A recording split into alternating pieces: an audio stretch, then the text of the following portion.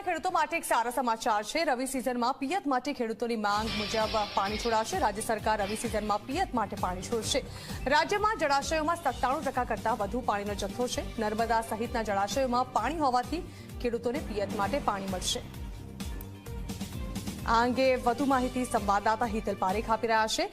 હિતલ, એક સારા સમાચાર દિવાળી પહેલા ખેડૂતો માટે જાણવા માંગે છે, શું નિર્ણય કરાયો છે સરકાર દ્વારા?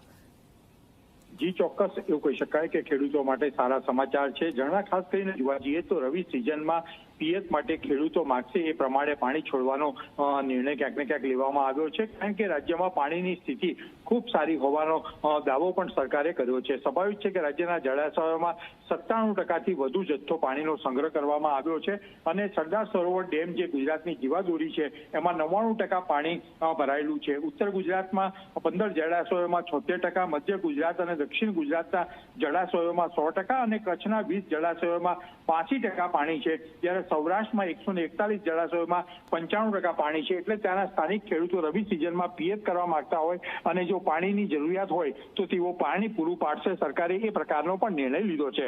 જી જણા। જી બિલકુલ, આભાર હિતલ।